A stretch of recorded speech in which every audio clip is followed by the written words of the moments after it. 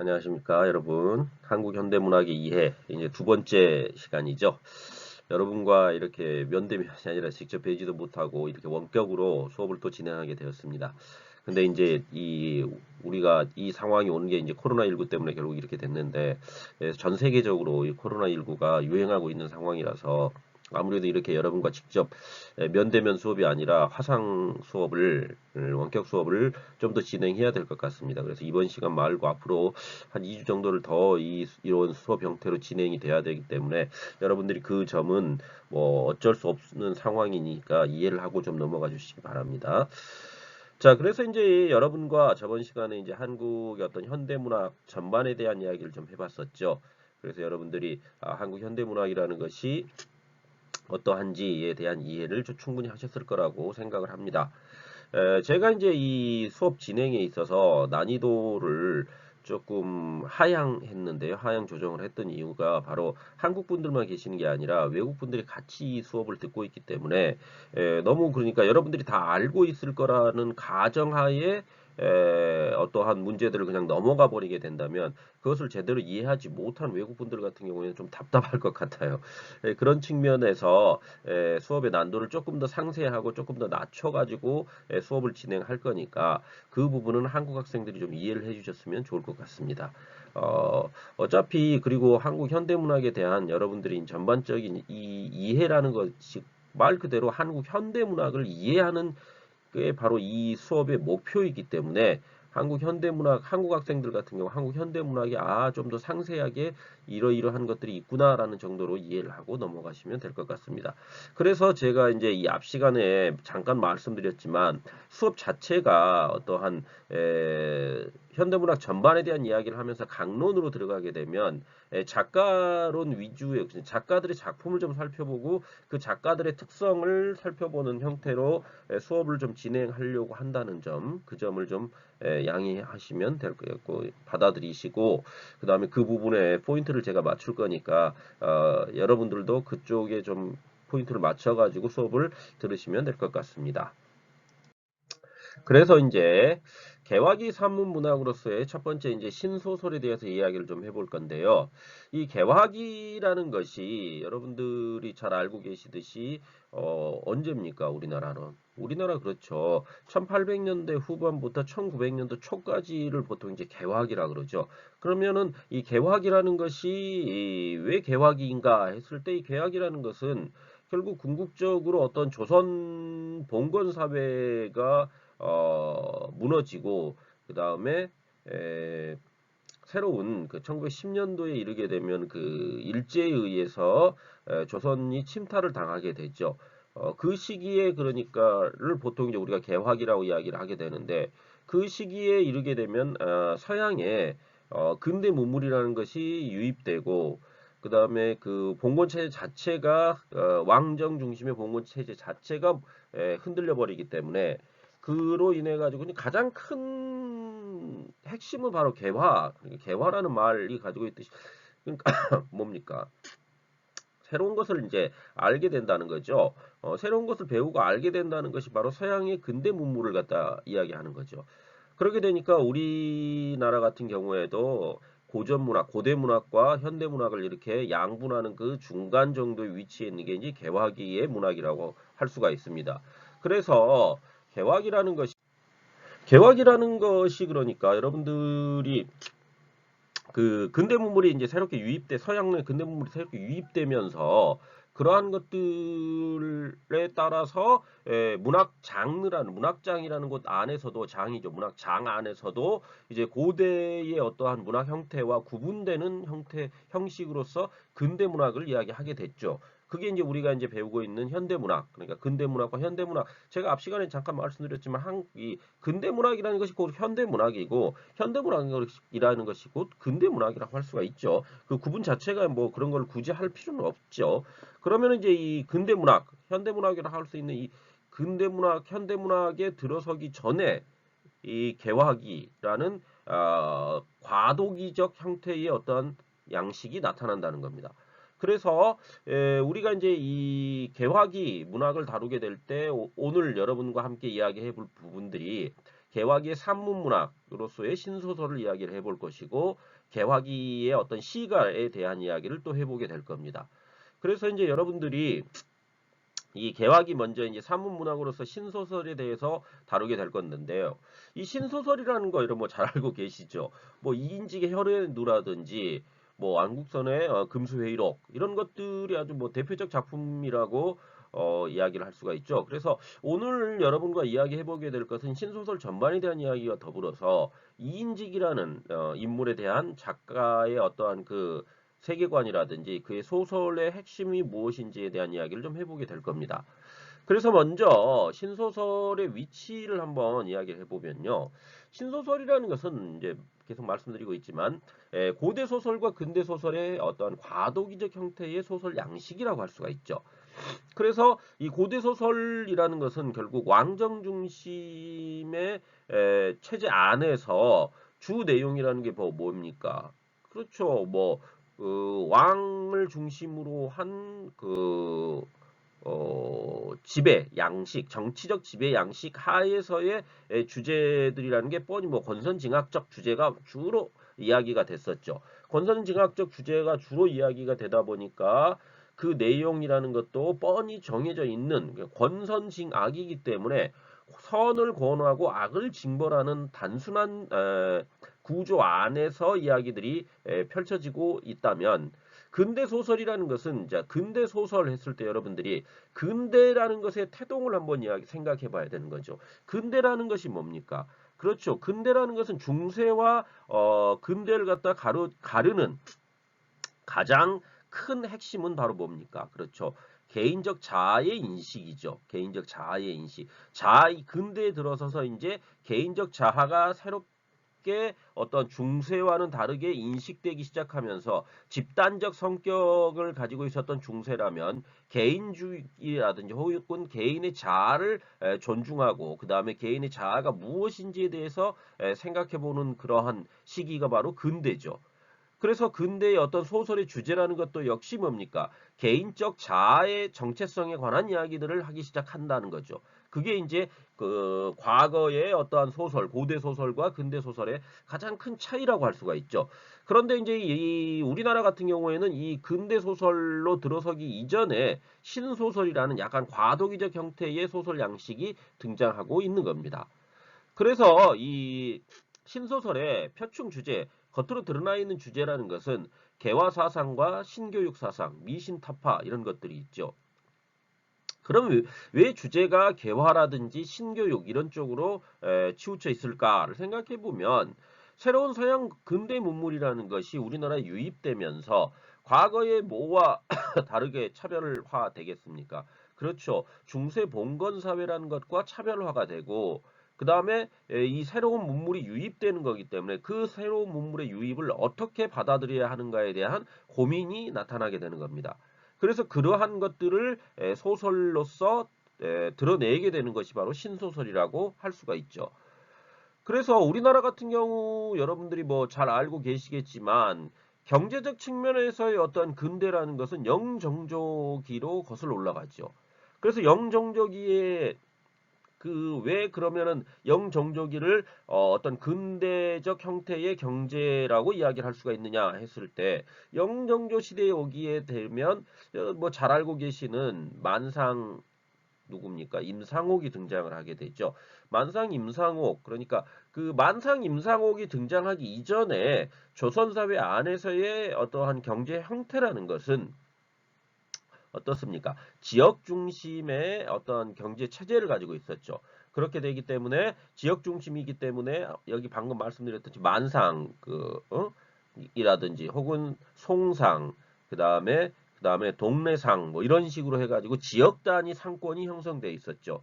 그런데 이것을 임상옥이라는 인물이 전국 단위 상권으로 만들어 버리죠. 그래서 쉽게 지금으로 따진다면 임상옥 같은 인물은 바로 그룹의 어떠한 리더 정도로 하면 이해를 하시면 아마 쉬울 겁니다.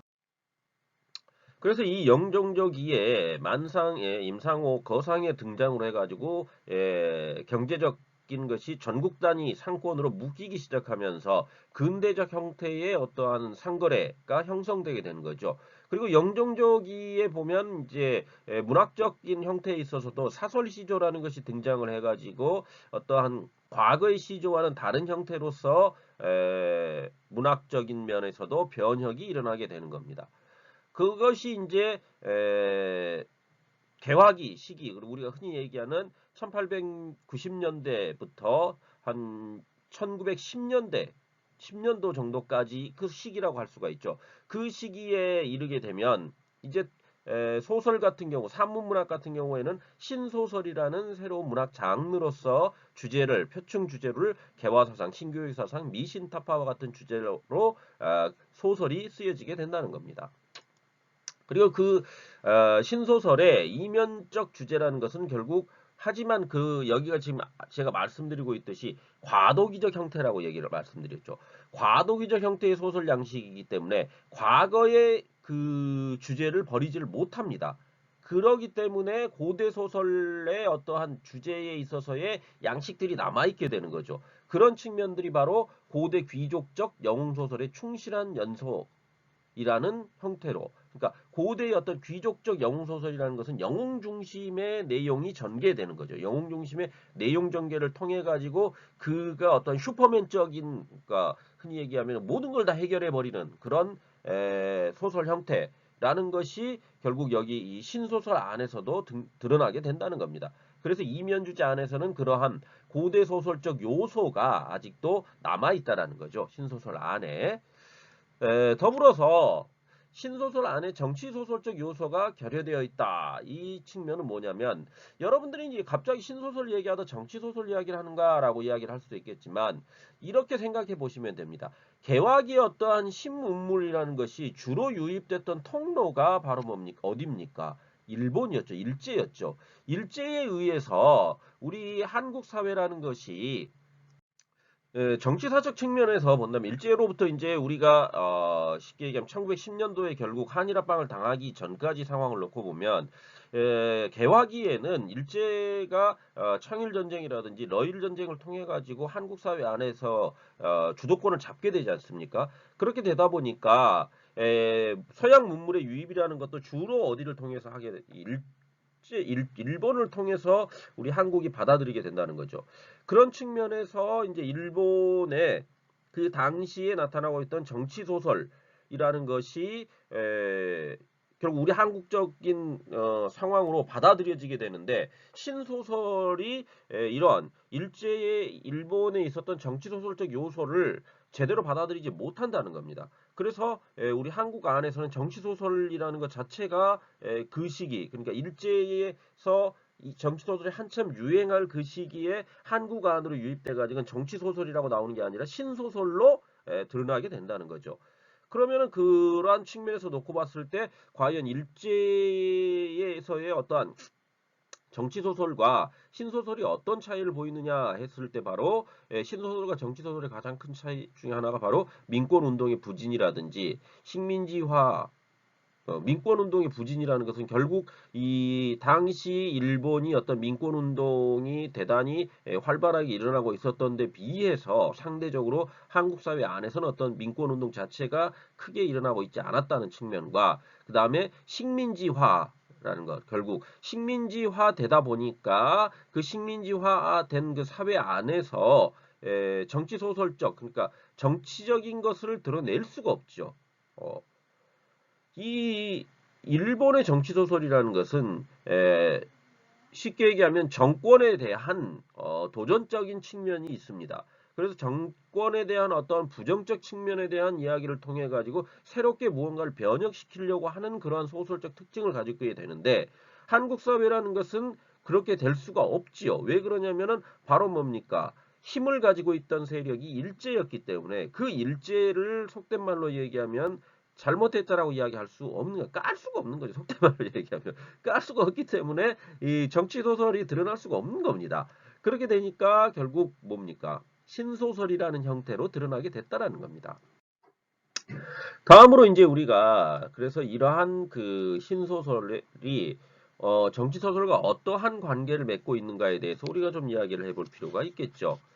그래서 이 정치 소설과 신소설의 관계라는 것은 결국 어떤 식으로 이해될 수 있느냐 했을 때 개화기 공간에서의 소설 형태라는 것은 구소설, 우리가 이제 흔히 알고 있는 뭡니까? 그렇죠. 고대 소설과 그 다음에 정치 소설, 그 다음에 신소설 이와 같은 형태로 드러나게 된다는 겁니다.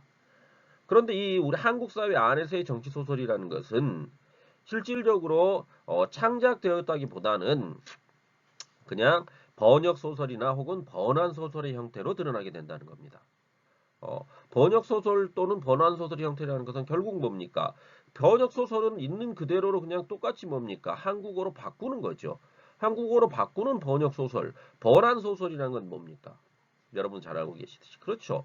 번역이 똑같은 그 내용을 그대로 한국어로만 바꾼 게 번역이라면 번안은 뭡니까?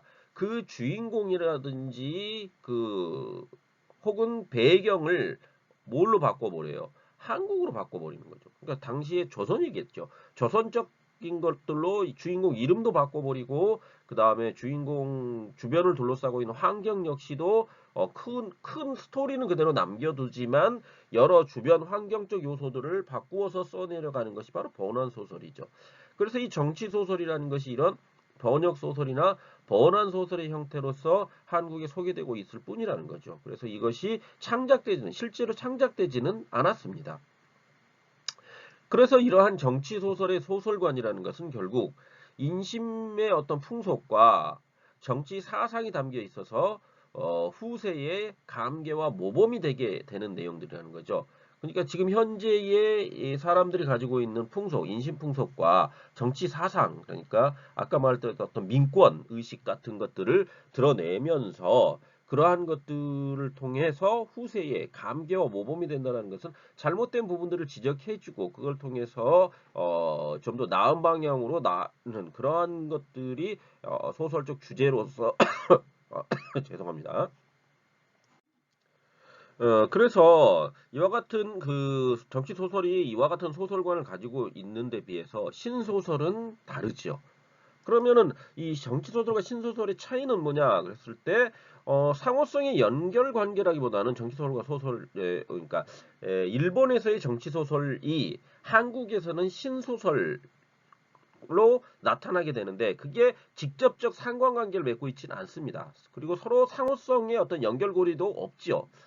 그냥 과도기 어떻게 보면 개화기라는 과도기에 나타난 두 소설 형태가 이인직에 의해서 신소설이 주류로 형성이 되면서 자연스럽게 정치소설은 퇴보하는 형식. 그러니까 우리나라 한국 안에서는 번역이나 번안소설 정도가 잠깐 소개되다가 없어져 버리는 그런 것이 이제 정치소설이라고 한국 사회 안에서 이야기할 수 있죠. 그래서 여기 말하고 있듯이 이러한 두 소설의 형태라는 것이 결국 누구에 의해서 이인직에 의해서 신소설이 창작되게 되면서 이 결국은 신소설이 개화기 산문문학의 핵심으로 자리 잡게 되는 겁니다.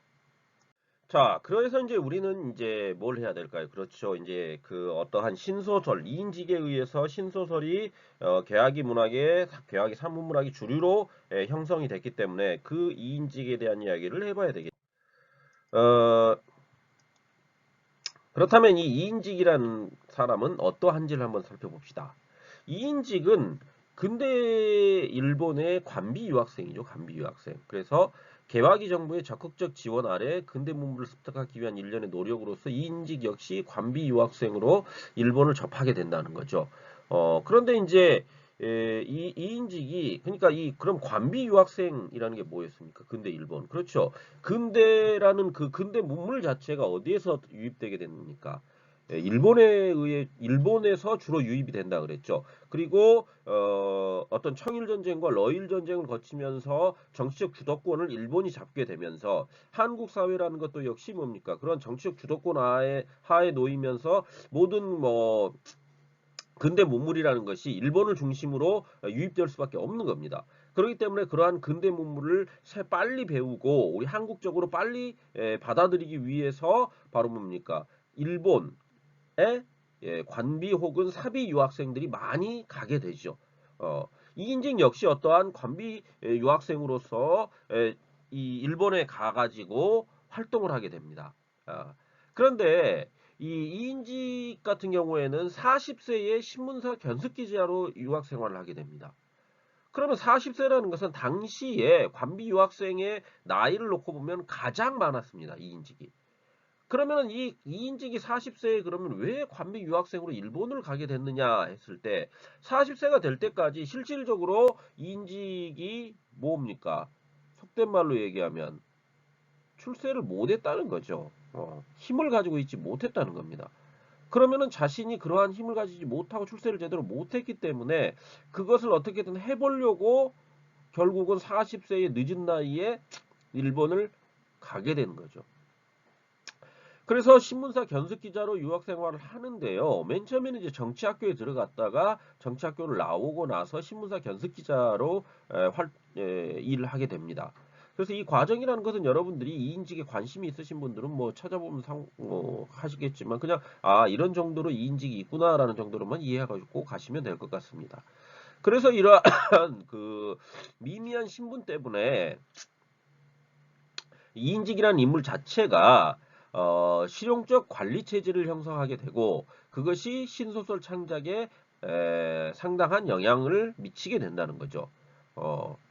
더불어서 그가 왜 그럼 신문사 견습 기자로 가게 됐느냐 했을 때 당대의 어떤 일본 사회 안에서 새로운 문물을 대표하는 영향력 있는 매체로서 신문이 존재하고 있었기에 그것을 본 이인직 역시 그렇죠. 실용적 측면에서 필요하겠다라는 생각이 들어서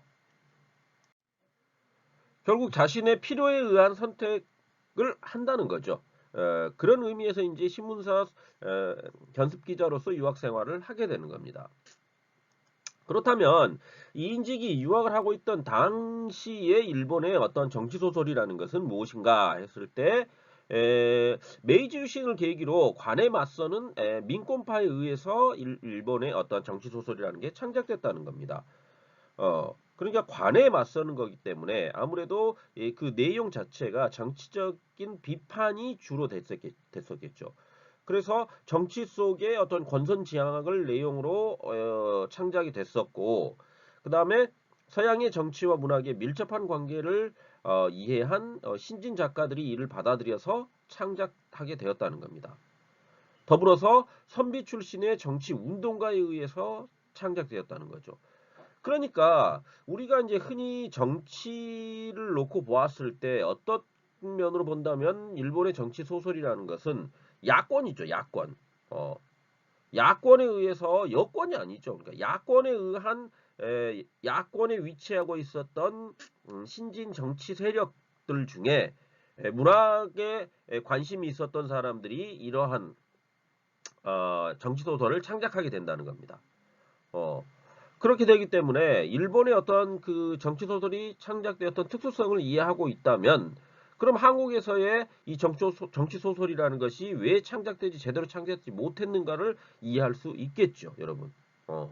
그래서 이인직이라는 사람도 역시 야당의 역할을 하던 일본 정치 소설가와 같이 이인직 자신 역시 그와 같은 위치에서 소설 창작을 통해 정치적 힘을 얻으려는 실용적 계산 하에 이 정치 소설을 어느 정도 받아들이게 됩니다.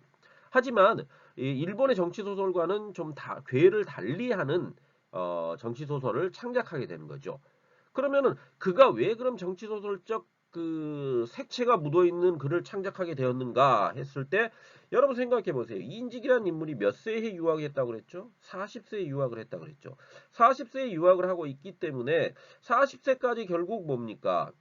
여권에 제대로 발을 담그지 못했죠. 결국 자신이 어떤 정치 세력이라는 것이 그러니까 주 정치 세력 하에 들어갈 수 없었기 때문에 야로서 자기가 뭡니까? 신문사를 선택했지 않습니까? 그럼 신문사를 통해 가지고 신문이라는 것이 그 당시의 역할이 뭐였습니까?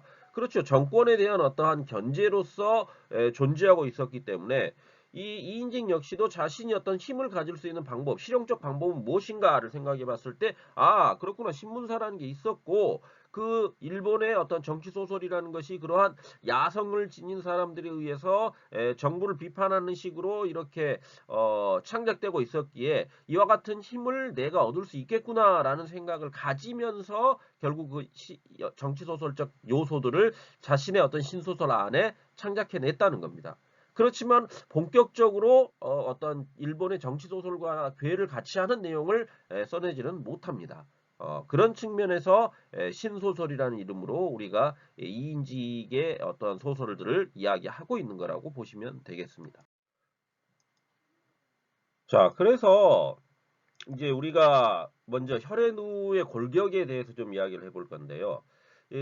이인직의 대표 소설이 바로 혈앤우라고 할 수가 있죠. 그러한 이인직의 혈앤우의 어떤 골격이라는 것은 그 소설적 골격이 어떠한가 했을 때는 먼저 천국에 대한 증오와 친일적 사상들이 담겨 있죠.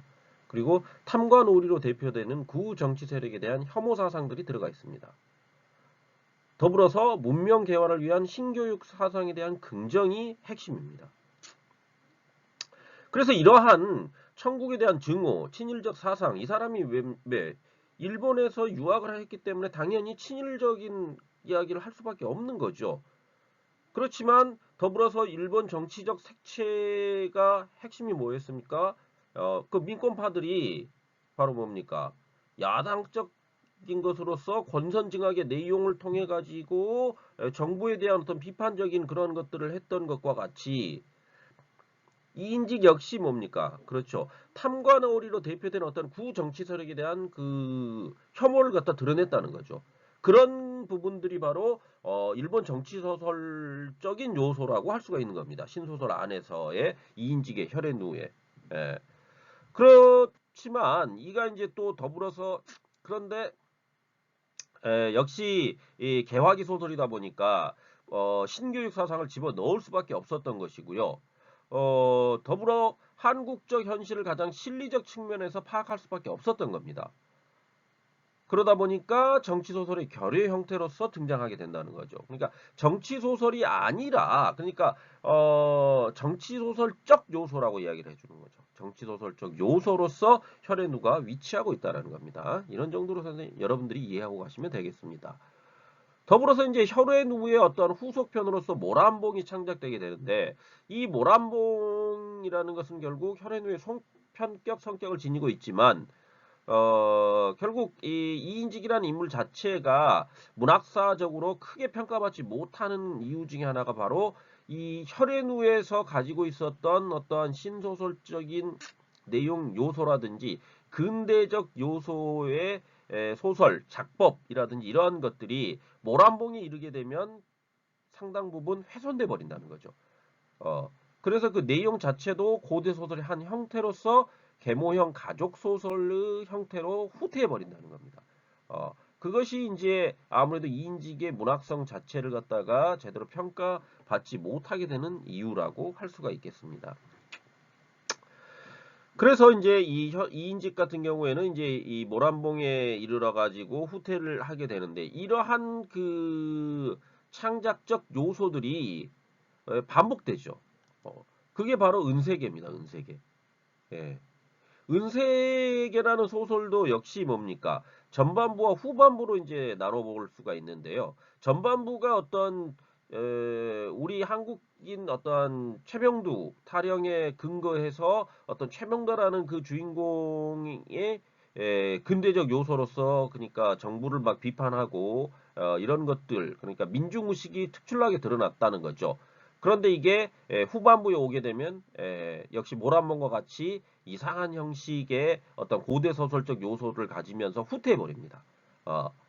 그래서 이인직 소설이라는 것 자체가 혈의 누가 전편, 후가 모란봉, 그다음에 은세계도 역시 전편, 후편 이런 식으로 돼가지고 앞에가 전편에서는 그나마 이제 뭐냐면 근대 소설적 요소로서 어떤 근대성을 드러내는 창작 행태를 보이고 있다면 후반부에 이르러 가지고는 다시 고대 소설로 돌아가 버리는 후퇴, 예, 소설적 완성도에 있어서 각본보다는 덜한 성격을 띠게 돼버린다는 그런 이중 구조를 가지게 돼버린다는 거죠. 그래서 은세계 같은 경우도 이제 어떠한 민중의식이 특출나게 드러나고 탐관오리의 어떤 내용을 통해 가지고 구 정치인에 대한 불신과 증오심을 드러내고 있죠. 그런 측면이 이제 바로 민중의식과 반봉건의식이라든지 이런 것들을 드러내지만 더불어서 이제 또한 이 사람이 일본 유학파이다 보니까 친일내가 그 이념을 한 작품 안에 같이 집어넣어버리게 된다는 겁니다. 그렇게 돼가지고 여기 보여지듯이 혈해누와 모란봉, 그 다음에 은세계 전반부와 후반부의 어떠한 내용적 전개라는 것이 유사한 형태를 띠고 있다라는 것을 우리가 이해하고 가시면 될 것 같습니다. 더불어서 이 인직 자체가 보여주는 이러한 은세계의 어떠한 준정치적 소설 요소라는 것은 궁극적으로 이제 평민 대변자였던 최병도의 구정치인 정감사의 서로 대립구도죠. 그것을 안에서 최병도가 이러한 구정치인인 정감사를 고발하고 직무하면서 하게 되지만 결국은 이 최병도가 뭡니까? 뭐 여러분들 읽어보시면 아시겠지만 원통하게 죽게 되는 거죠. 원통하게 죽게 됩니다. 그렇게 되다 보니까 사람들은 이제 뭡니까? 아, 이 사람이 죽었으니까 그 뒤에 누군가 나타나야 되죠. 그것을 바로 최병도의 아들과 딸이 이어받아 가지고 개혁 사상을 피력하게 되는데요. 어, 말 그대로 그냥 개혁 사상을 피력하는 데 그쳐버리죠. 그들이 어떤 행동을 하는 게 없습니다. 말만 하다가 막 끝나는 거죠. 그러니까 이런 게 있습니다. 여러분들이 이제 이 이후에 근대 소설의 어떤 출발을 이광수로부터 이제 이야기를 하게 될 건데요. 이광수의 소설이라든지 뭐 여러 그 당시 개화기 소설들을 보면 계몽이라는 것을 드러내는데 그 계몽을 실질적으로 실천해내는 사람들이 어떻게 계몽을 실천해내고 있는가 구체화시키는지는 못했는 소설들이 많이 나타나게 됩니다. 그런 것들 역시 아무래도 이런 거라고 보시면 되죠. 개화기라는 것, 그 특수성, 한국적 특수성이라는 것이 무엇인가를 이해하고 가시면 훨씬 더 수월할 겁니다. 한국적 특수성이라는 것은 결국 조선이라는 사회 자체가 가지고 있는 특성을 좀 이해하는 가운데서 받아들여져야 되겠죠. 조선이라는 나라는 분명하게 어떠한 중세 봉건 사회임에도 불구하고 어떻습니까? 지방에까지 어떠한 그 중앙정부의 힘이 미치던 아주 독특한 형태를 가지고 있었던 한국적 특수성이라는 게 있었죠. 그런 가운데서 이제 개화기, 그러니까 우리가 흔히 얘기하는 서양의 근대 문물이 유입되던 1890년대 후반부터 어떤 1900년대 초반까지 그 시기에 사회라는 것 자체가 굉장히 혼란스럽습니다. 굉장히 혼란스럽다 보니까 이걸 갖다가 어떻게 이해하고 받아들이냐 했을 때 여러분 생각해 보세요. 수많은 대중들을 어떻게 계몽시킬 것인가 했을 때 직접적인 방법은 무엇인가를 갖다 고민하게 된다는 거죠. 그런 것들을 소설가는 소설로서 드러낼 거 아닙니까? 그런데 이 우리가 흔히 얘기하는 이 산문문학으로서 개화기 안에 신소설이 제가 과도기적 형태라고 했죠. 그럼 왜 과도기적 형태를 띠느냐라고 했을 때 그러한 개화기의 여기 흔히 얘기하는 개혁 사상이라든지 계몽들을 갖다가 실질적으로 작품 안에 담아내지 못했다는 겁니다. 그냥 말만 하다가 끝나버렸다는 거죠. 그래서 실질적인 실천이 제대로 표현되지 못해서 우리가 소설적 완성도에 있어서 근대 소설이라고 말하기가 참 어렵다는 거죠. 그렇게 되니까 어떠한 근대 소설의 과도기적 형태로서 신소설이라고 이야기를 하게 되는 겁니다. 더불어서 이인직의 소설들이 보여주고 있는 그러니까 혈해누라든지 모란봉, 그다음에 은세계 이러한 작품들이 전반부에는 어떠한 개혁적인 모습들을 보여다가 후반부에 오면 다시 고대 소설로 돌아가 버리고 있다. 그 내용 자체가 이러한 것들이 신소설의 특징이라고 여러분들이 이해하시면 될 것 같습니다. 자, 이렇게 해가지고요. 여러분들과 함께 개화기 산문문학으로서의 신소설에 대한 이야기를 좀 전반적으로 해보았습니다. 듣느라고 수고들 하셨습니다. 감사합니다.